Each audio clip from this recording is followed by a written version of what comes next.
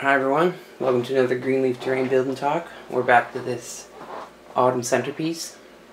All the base coats have dried now. I came in this morning and put in this dark blue water. So the narrative for this is going to be that the tavern that's going to be up here, I'm going to put like a sign here that's going to be probably broken. It used to be a nice tavern everybody came to. The windmill's going to be here. And this water just came over time, so the water was never always here, so that's why this path kind of just goes into the water. So it's water that has come up over time. This is going to be the windmill. Sitting on there. He doesn't sit flat right now, but he will when he's...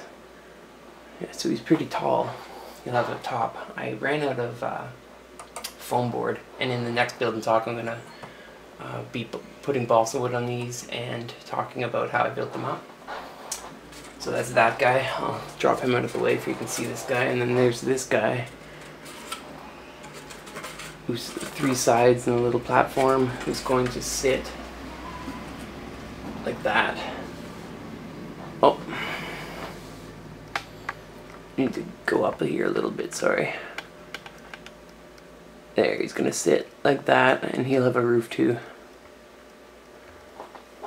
But the next stage, right now, is I'm going to start doing these rocks.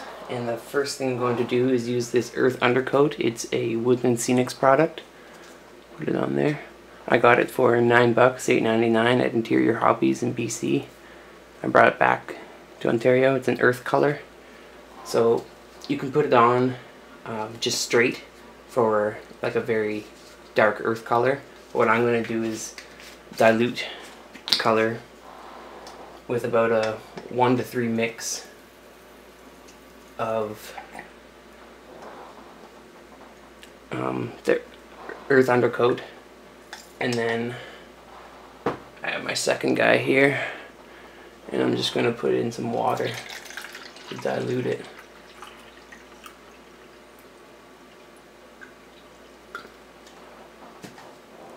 So you can see the top there.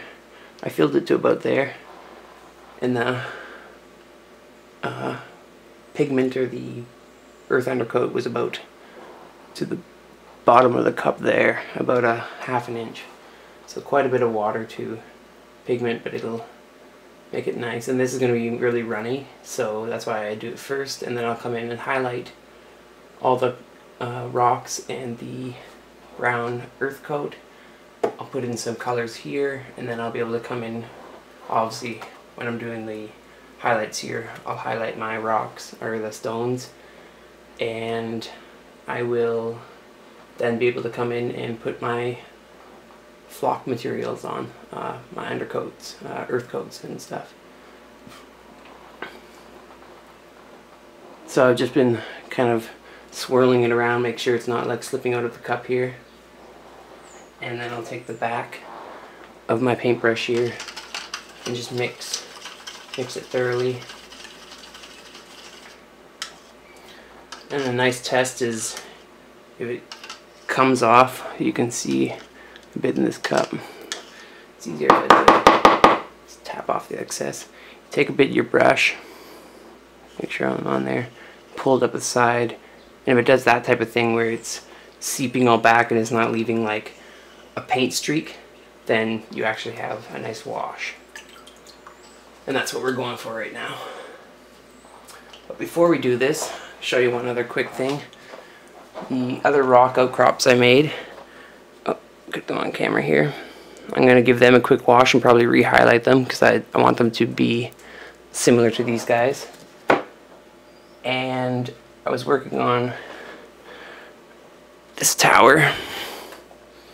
So I got the tree in there, I got the bottom door made, I put those buttresses basically, or supports on the side to make it look kind of more realistic. I got a whole bunch of Hearth Arts bits painted up, so there's a bunch on these, a bunch on the other 2 pieces, and there's a few pieces for this large centerpiece.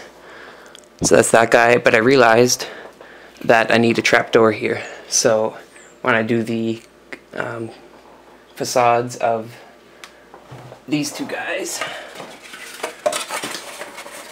I will be building that guy up, and I'll be building a lower door for probably the back of here, which would be the would have been the entrance to the windmill. So just move a couple things to the side here, and this is a.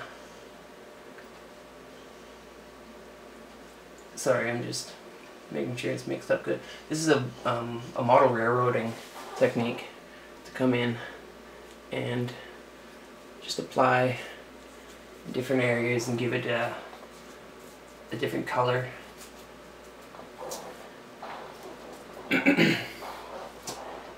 When it all dries, if you want to come back and remove some of it, you can mix up some hot salt water. So obviously if you live at the ocean, you can get salt water from the ocean, but you can just put salt in water and you get salt water, obviously. And you can heat up some water, get hot salt water, come back, dip a sponge or a toothbrush or something into that, an old toothbrush obviously. You're never going to want to use again because you're going to be scrubbing areas of the rock to remove some of the color. But I think once I come in with this color variation, just run it on some of the rocks, down the cracks and things like that, let it take its natural course, I'll be able to highlight it with my natural two gray colors that I come in with, and then a white extreme highlight. So I'll be able to come in with all that, and I think it'll give it enough variation that it'll look okay, and I won't have to come in with the hot salt water. But that's just a technique tip of the day. So you can see this is quick. I'm gonna grab one of these guys, make sure I'm on camera. Yeah. Stay in here, and I'm just gonna hold it up a little bit because it's obviously got all its flocking and everything on it. So I'm just gonna give it some color variation.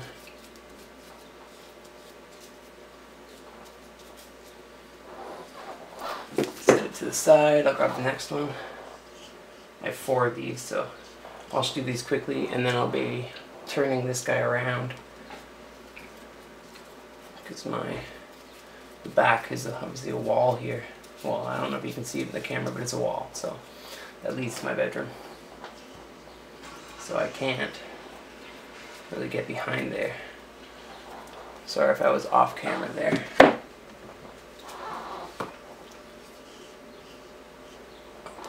I will try to remember to put in some low level music, and this time I said I was doing it last time, I said I didn't, so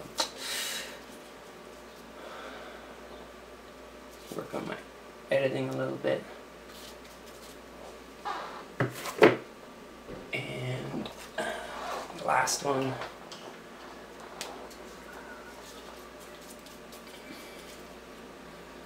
staying around the bottoms because I have extreme highlights on the tops where the most light would be hitting, so I still want to get color variation most places, so it will run into the cracks and crevices. If I have to come in and reflock an area, it's no problem, I'll do that. So I'm just gonna pick this monster up. He actually is quite heavy with all these plaster rocks and so forth on there. We'll move you back here a second. Whoop, there.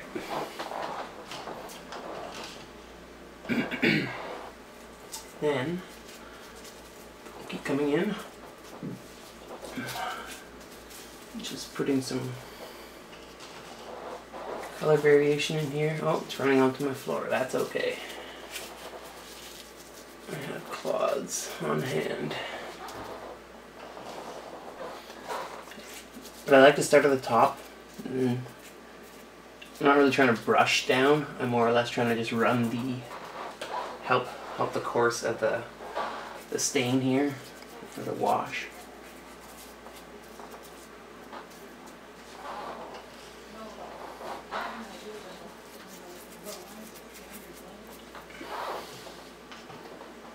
Get another turn in here.